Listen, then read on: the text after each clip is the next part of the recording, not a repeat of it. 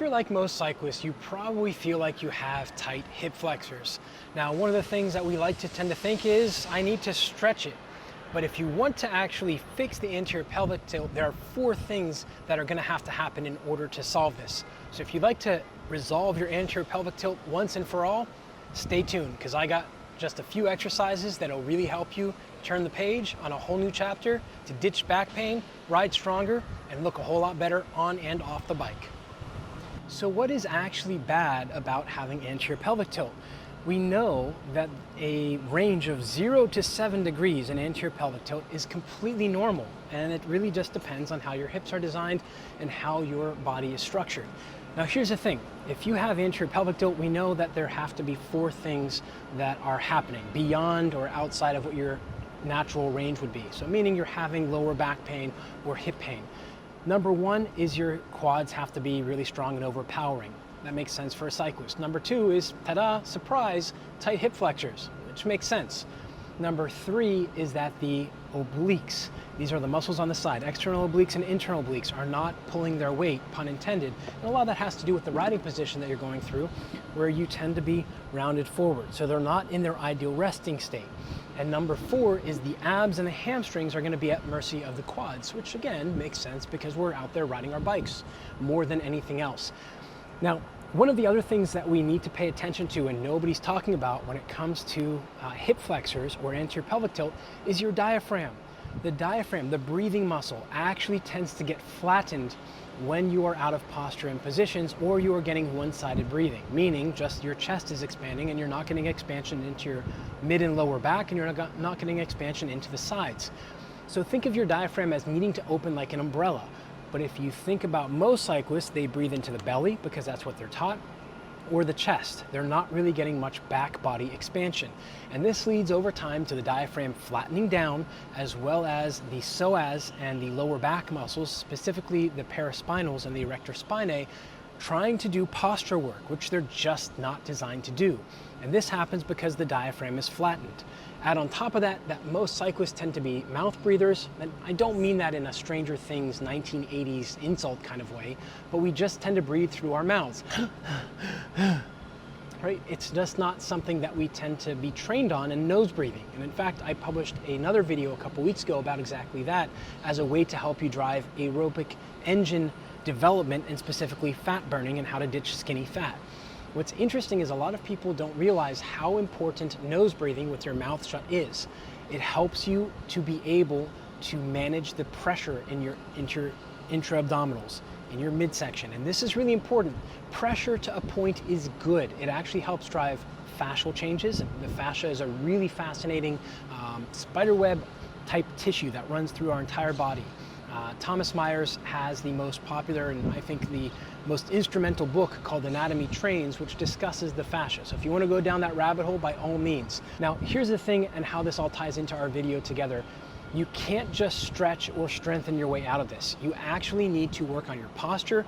You need to learn how to do the exercises and pay attention to how you're doing them, because for any type of strength training for performance exercise, it's not the exercise itself, but it's how you're executing that actually will determine the output or the outcome you're going to get. And this is what so many people miss, is they're saying, hey, the research says 8 to 12 weeks of heavy strength training and I'm just gonna go lift things up and put them down, and they have horrible technique. What that does is it places more stress on the muscles and the tissues of the body, and not in a good way.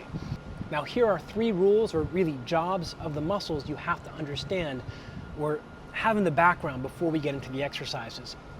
A muscle has 3 jobs in the body. Number 1 is to protect a joint. So if a muscle is getting tight, it is trying to protect the joint from injury. Number 2 is to stabilize a joint while an adjacent joint moves, meaning if I want to lift my shoulder, my bicep has to stabilize my elbow as I'm lifting overhead, as well as to help me stabilize the upper arm bone while I'm getting that movement from the shoulder muscles. The last job of a muscle is to move a joint. So when we're training, we have to address all 3 of these. We need to teach the muscles how to stabilize appropriately, what postures or positions to be in, how much stiffness to carry, or how much movement to allow, as well as making sure that the adjacent joints are stabilized. So as we go through these next 5, really 6 exercises, and 5 are the ones that are big ones, the 6th one is the icing on the cake that you can do that will really help you. But that's gonna be in a separate video because you gotta understand how to do it. And I'm gonna save that for later so you can watch the 5 that matter.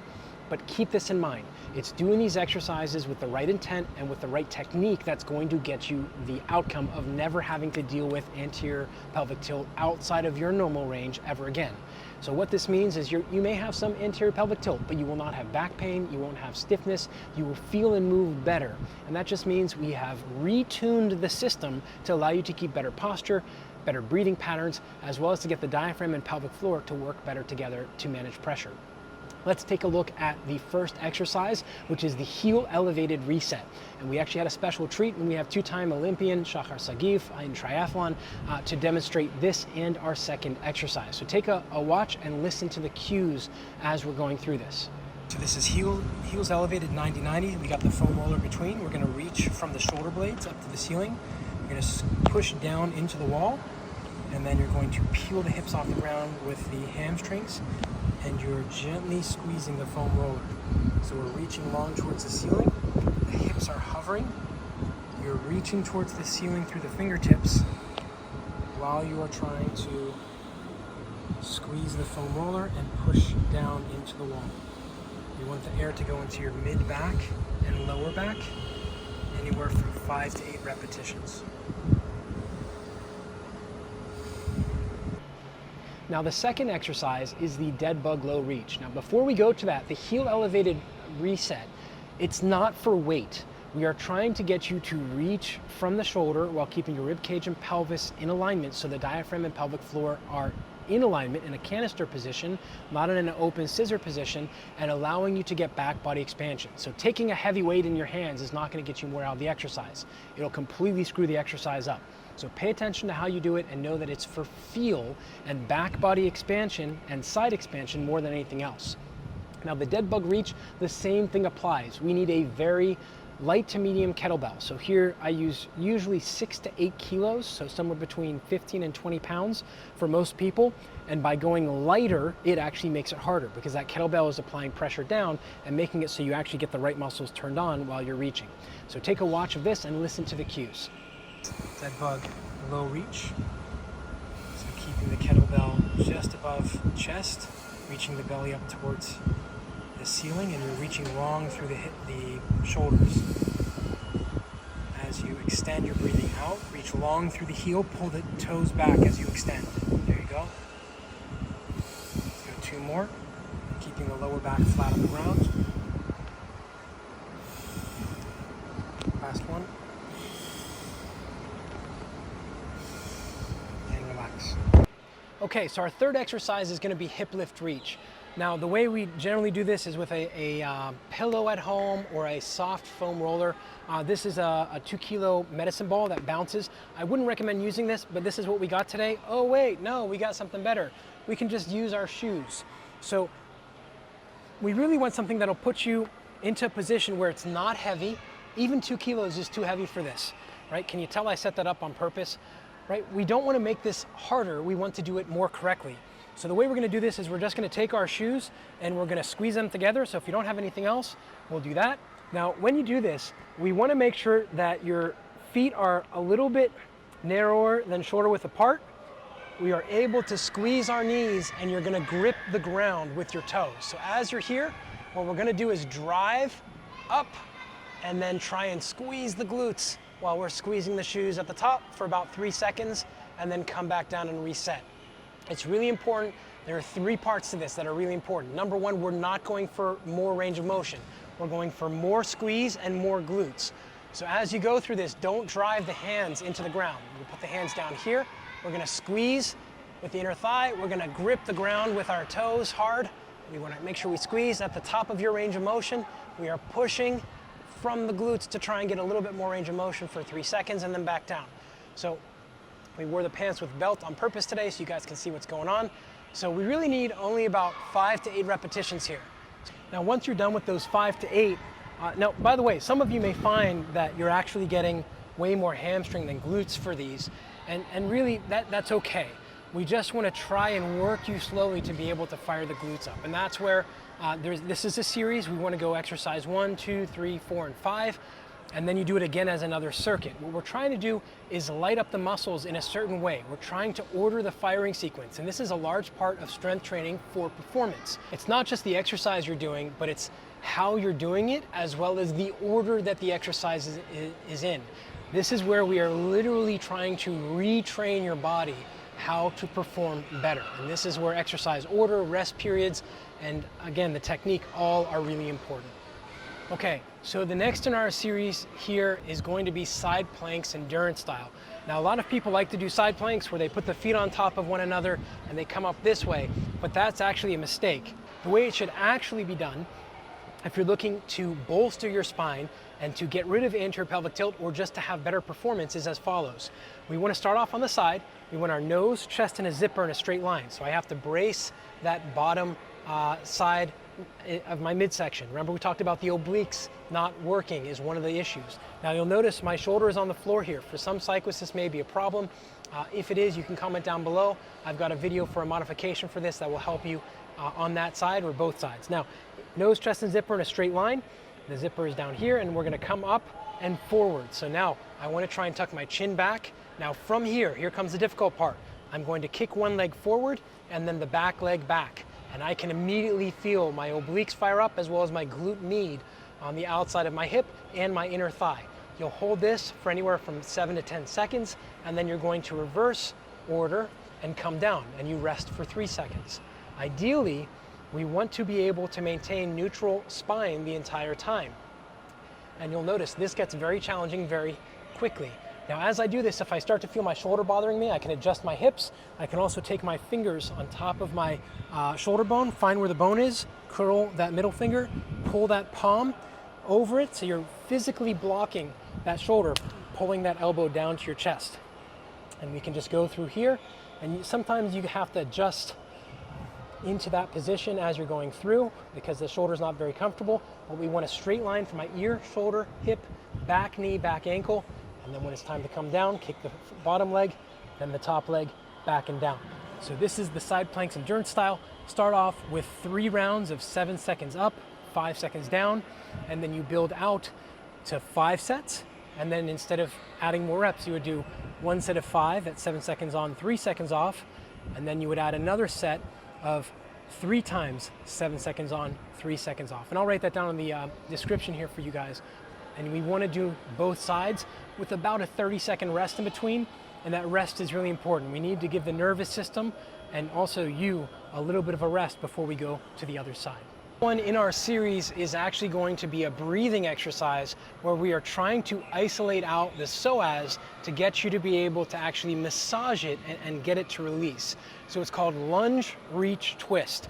Now here's the thing about this exercise. It should be very gentle. We're not looking to have a really hard stretch here. We want very gentle, and the way we do it is really important. So I'm going to face the mirror or the camera first so you guys can see this kind of like we're facing a mirror. You can put your camera on selfie mode so you can see. But what we want to do is we're going to first start with a step back, and it's going to be a medium step back. So I feel my heel is just off the ground, but my hips are square to you. Now from there, I'm going to put 80% of my weight into my front leg. Hands are going to come overhead. Deep breath in. Deep breath out. One hand is left overhead. Now from here, this is the difficult part. I'm going to bring this elbow in. I'm going to rotate my chest to the left, whichever leg is back, and then rotate back. Now from here, I can already feel a gentle stretch on my psoas. So I'm going to take a deep breath in, deep breath out. And what's happening is each breath, you'll notice, I'm getting my shoulders to rotate back. My hips are staying relatively pointed to you. I'm not opening the hips more. And this is really, really important for the lunge, reach, twist. A lot of people do it. They come into it and they get set up, and first they get really low and they go, yeah, I feel a stretch already. All right. They come here and they try and get into it and they go, oh, I don't feel anything, because they're opening the hips, and they have this thought that in order to have the stretch work, you have to feel it. That's not the point of this stretch. The whole point is to get you to isolate the psoas. So let's do the right leg since I did the left. So I'm stepping back, Heel can touch the ground comfortably. Cool, all right, we're there. Now hips are not square. Square the hips. Okay, now I might lose my balance on this side. We'll find out. Deep breath in, overhead. All right, from here, I'm going to drop my opposite or front leg hand to my waist, and then from here the hand comes down, and now I'm going to take a deep breath in, rotating just my chest. Oh yeah, I feel that right in through the psoas.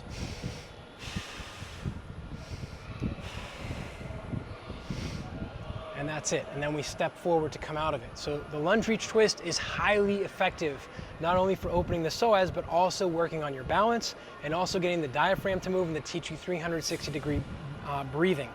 But you've got to do it right. So you may need to be next to something with that hand instead of on your hip. You might have to have it on a shelf or on touching a wall. That's okay. Just don't put too much tension in through that, with the aim being to get away from the wall completely. We're actually going to throw in a sixth exercise, and this is something that I've really fallen in love with using, and I have to be very careful when I say fallen in love with, because anytime a coach tells you they fell in love with an exercise, that often means they have blinders on. I do this, and I'm using that verbiage because I fell in love with it because it is so simple and so easy to put in, and it really works. So I love it, and this is something we've been doing for the last 1.5 to 2 years. Who knows, maybe in 5 years I'll change it, but for right now, the crocodile breathing with towel to help support those tight hip flexors and tight quads, bossing you around, is one of the best exercises to help you be able to improve shallow breathing versus deep breathing. And this is really, really important for a cyclist and an endurance athlete in general for a number of reasons. Number one is that deep breathing helps get you into the rest and digest system, right? This is the parasympathetic nervous system. We're getting you to tune down. Whereas if we're just breathing into our neck and ribs all the time, we're in the sympathetic nervous system, which is the fight and flight. Like, oh shoot, there's a lion, it's gonna chase you. We've gotta get you to tone down. So shallow breathing increases the cortisol, again, that fight or flight system. As you're breathing into the upper shoulders and neck, that actually creates more stress. And a lot of cyclists complain about tight neck, tight shoulders, not really feeling good, pain. Some people get numbness because of the tightness they have in their shoulders.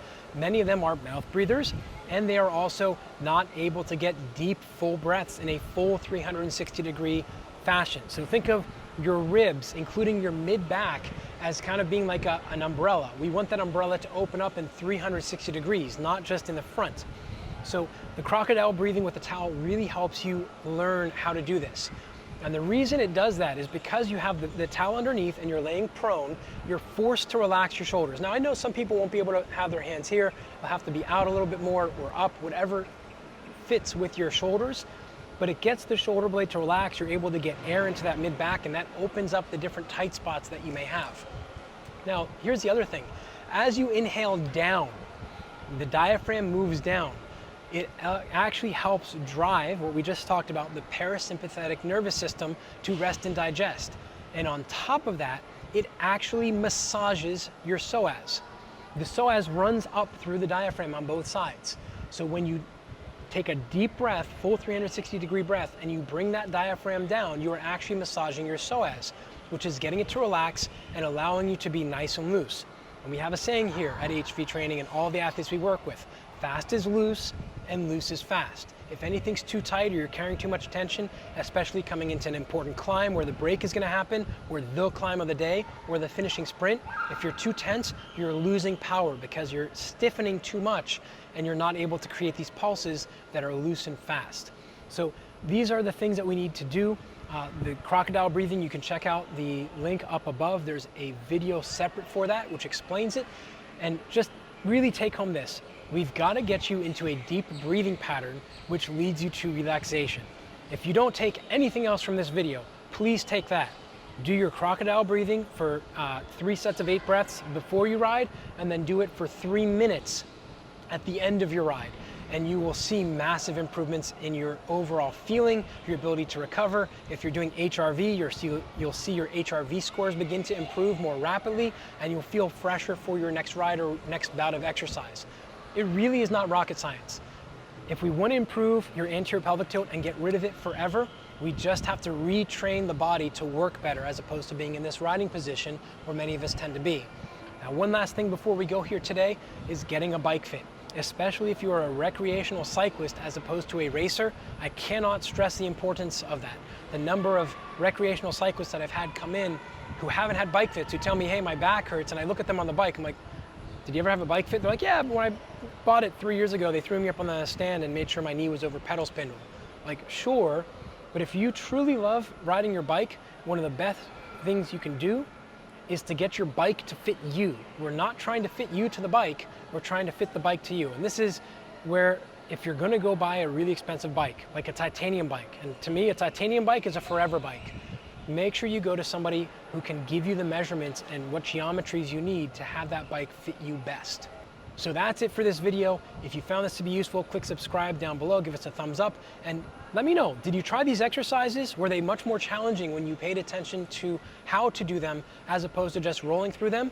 And after doing them 3 days a week for 2 weeks, did you start to notice a difference in your back pain or your anterior pelvic tilt? Comment down below. I would really love to hear what results you're seeing after 2, 3, 4 weeks, and to hear that you are riding and moving faster, better, and stronger than before. Until next time, remember, train smarter, not harder, because it is all about you.